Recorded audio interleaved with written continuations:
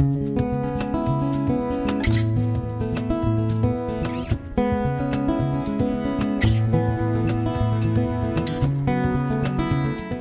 Pete from Cheap Homesteading, and today we're in the garage and we're going to unbox a Rite liquid transfer pump. Basically, I'm working on my emergency preparedness around here. In the past, I haven't been, say, the best at having all my emergency preparedness stuff working, like my generator and that, but now I have my generator running. I thought, you know what, if the power's out for like 3-4 days, I want to have the capability of having a little bit of fuel on hand and having a liquid transfer pump, a way of getting it out of a barrel or something like that. On Amazon, I saw that they had a crank liquid transfer pump. Rite's a great name, and it looks absolutely awesome, at least on the Amazon site anyway. So we're going to open this and I'm going to show you. The only knife I could find was a fillet knife, so it's going to be well opened, I think.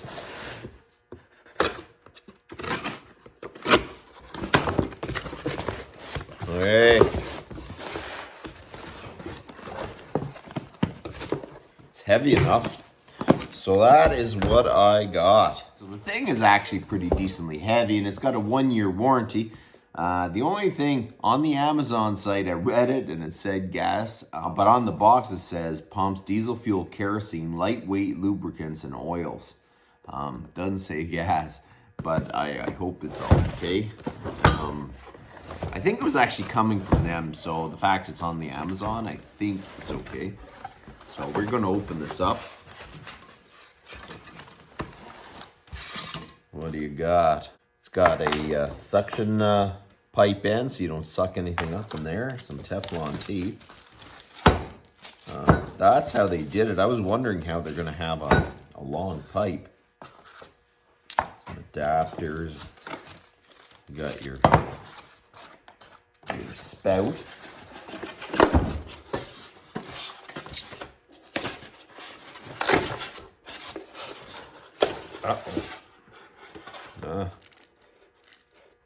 I guess the styrofoam stuck to the paint or something. That's okay.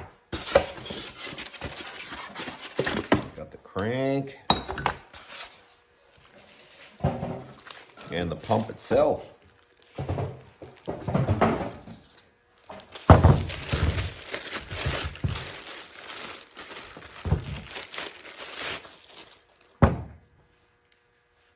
It actually seems pretty reasonably well built. It's heavy. This thing here is made in the US. To have anything made in North America, US or Canada or whatever, it's kind of an amazing thing because everything's made in China anymore. You almost can't get away from it. So yeah, I'm actually really impressed. This thing here was $78 Canadian. Really awesome price for a really seemingly good quality pump. It's kind of nice to see that things are made in Canada or the US, because I live in Canada, so my local's Canada. But basically, if it's made in the US or Canada, you kind of know they have the same standard of living for their workers. China and all those other countries don't. But you know what? We're kind of stuck with a lot of the way our world is set up to buy those things, or you won't be able to afford to live. So there's definitely times you have to go and you got to buy some cheaper products, but it is kind of nice to try to support people in your country, or at least countries that have the same standard of living too, because you need to keep them employed. So that's important too. So we got the pump, and I wish they made that out of steel though, but it is aluminum, and I'm sure it's pretty tough. You're not going to be trying to bang on the pump or anything. So, okay, so we're going to throw that on there. Going to put some Teflon.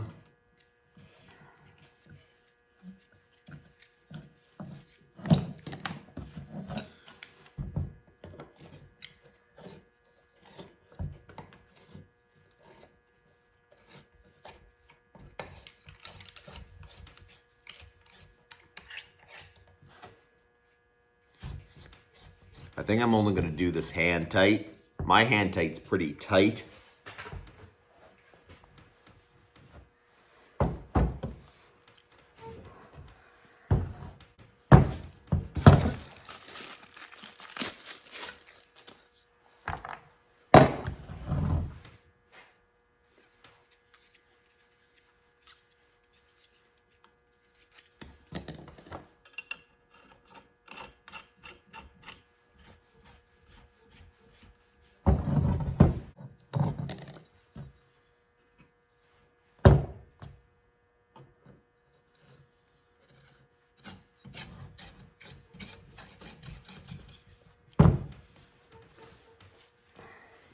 one of the big reasons I wanted to store fuel is the price of fuel is getting crazy, and I know I have a certain amount of fuel that I use in a year's period, and like running my Massey 50, running my four-wheeler, just running a lot of stuff that I have. So I know I'm going to run through a certain amount of fuel in the year, and I thought, you know what? Number one, the price of fuel is getting out of hand. And if I have it, it kind of limits the price fluctuation of just doing my yearly thing. And in the winter time, we had one stretch where the power went out. I think it was 2 weeks. It was in 2008. It was the big ice storm we had here. And the power was out for, I think it was 2 weeks. It was crazy.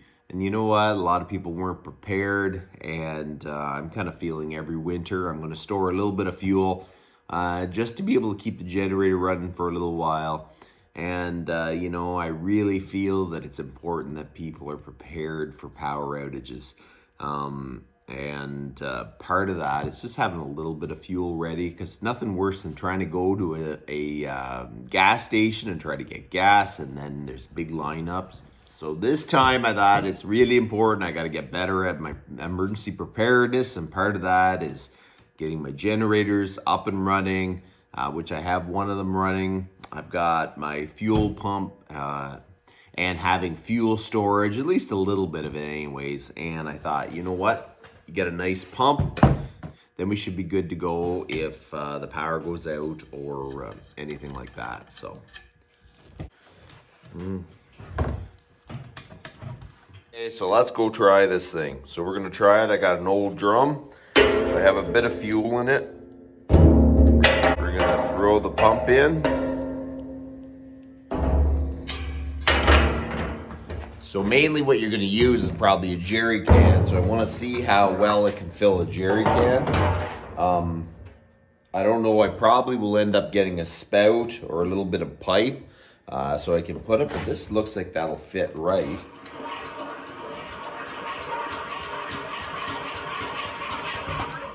What's coming? Wow, that actually works really good.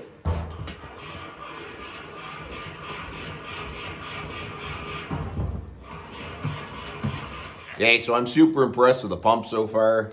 It's pretty decent construction, and it didn't take long when I started priming, like started pumping the pump before it got fuel coming out.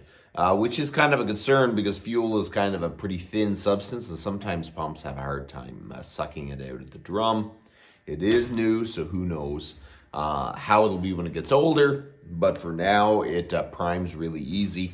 And I'm not going to fill the whole jug, but that little bit of pumping, I filled about this much of a jerry can. So I'm thinking that is very reasonable. I really didn't want one that had electric pump because it adds a whole bunch of other stuff you need to keep running just to be able to pump your fuel. So this is very low tech. So it's very super. The only thing I might do though is I want to get a hose, a fuel grade hose of some sort that'll go from here so I can stick it in a jerry can so I can pump it.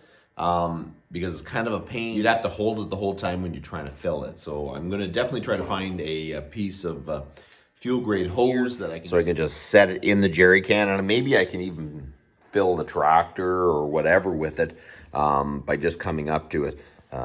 I think that's definitely going to be a big asset around here because, you know, you can put fuel in a drum, but if it's in the drum and you can't get it out easily, that's no good either. So this is actually a really, really good little pump. It's really important for your emergency preparedness to have a little bit of fuel. So that's what we're going to get ready for. You just never know when you're going to need it. So it's kind of important to be a little bit prepared anyways. So that's about enough for today, and you guys have a good one.